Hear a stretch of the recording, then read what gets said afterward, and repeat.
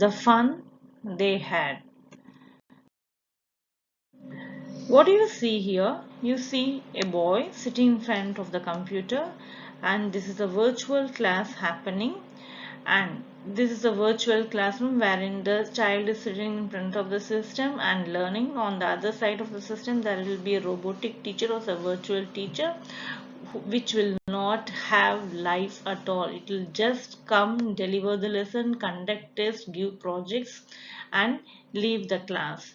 Next is the e-text or the moving text, where the text keeps moving from one screen to the other screen or one file to the another file, and there is no physical textbook.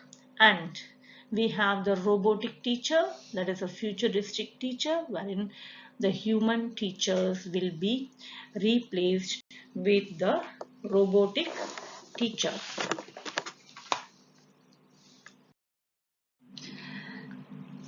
This lesson is written by Isaac Asimov. He was born on January 2nd, 1920 in Russia. He died in the year 1992 in New York. He was an American author and biochemist, a highly successful and a prolific writer of science fiction and of science books for the layperson. He wrote or edited about 500 volumes, of which the most famous are those in the Foundation and Robot series. These are the main characters in this lesson.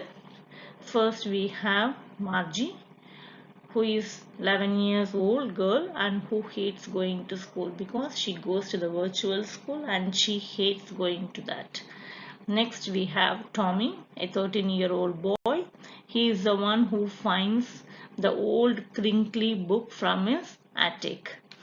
Next we have Mrs. Jones, Margie's mother, who is a very strict disciplinarian and sees to that Margie goes to school or logs into the classroom at a particular time so that she will be disciplined in. Coming to the introduction, this is a very light story. It is set in the future. It will make all of you love school.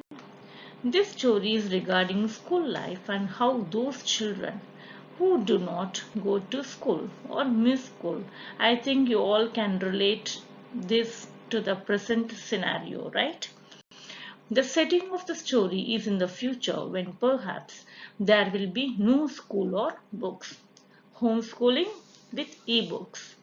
Now, how those students will miss going to school and feel that their ancestors, that is the present generation, you all had fun going to school, meeting and helping each other.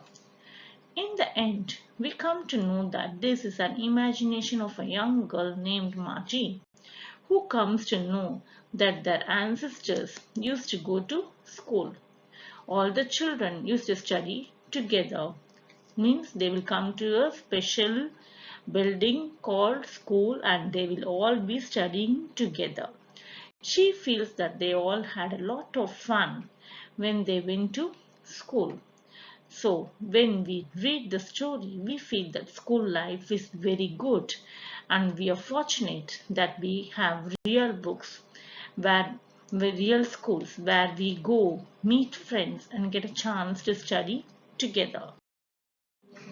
Coming to the summary of the lesson, the story opens with Margie writing in her diary about an old book that Tommy had found.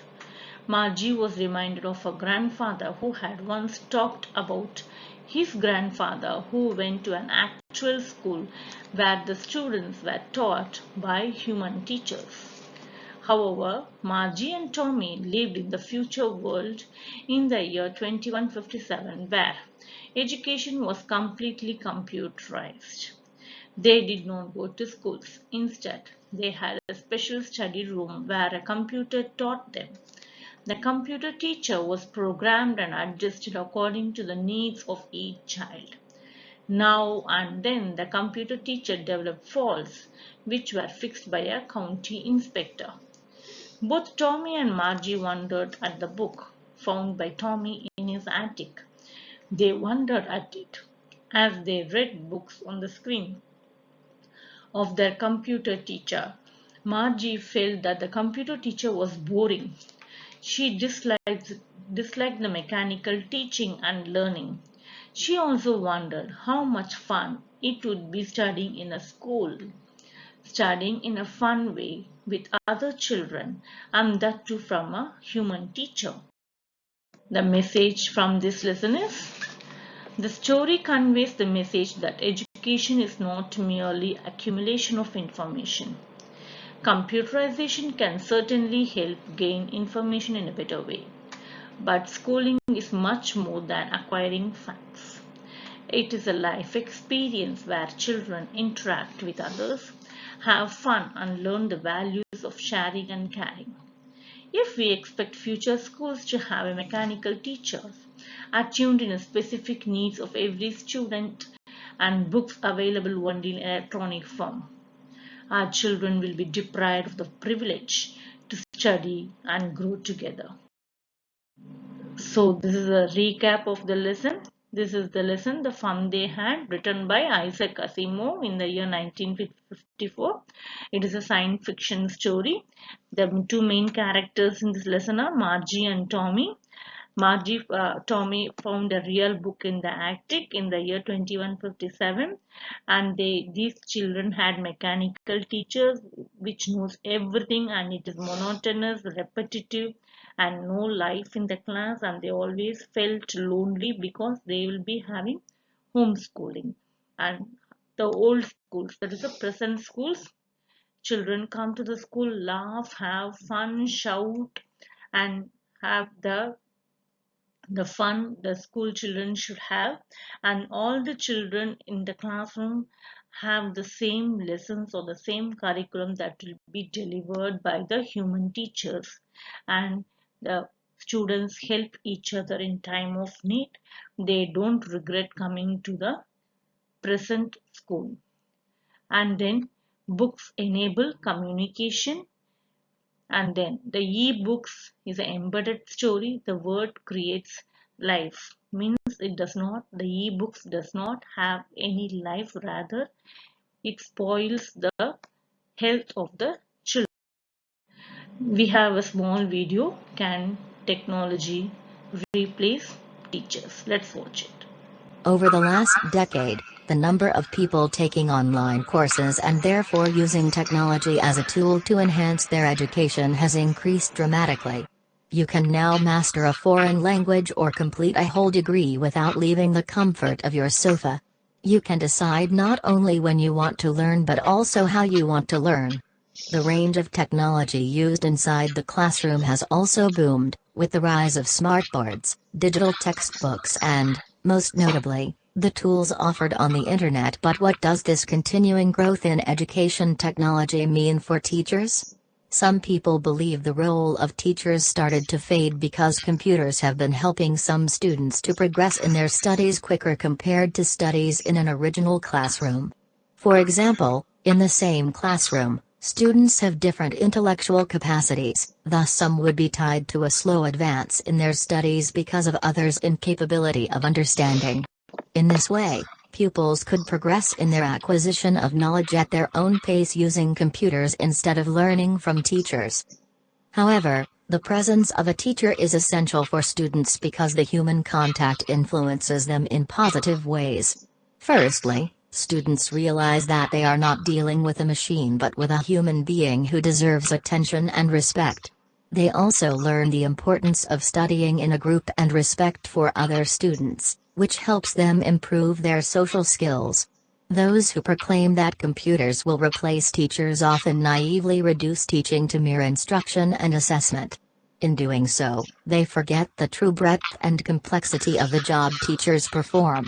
Computers are becoming better at providing customized direct instruction and at assessing student mastery of foundational knowledge and skills. But good teachers do much more than present information and drill the fundamentals. High-quality teachers guide their students through activities and projects that stretch them to analyze, synthesize, and apply what they have learned across academic subjects and into the real world. They provide personalized, qualitative feedback to help students develop their critical and creative thinking. They create a classroom culture that intrinsically motivates students by honoring their hard work and by making academic achievement socially relevant. The use of technology in the classroom doesn't lessen the need for great teachers.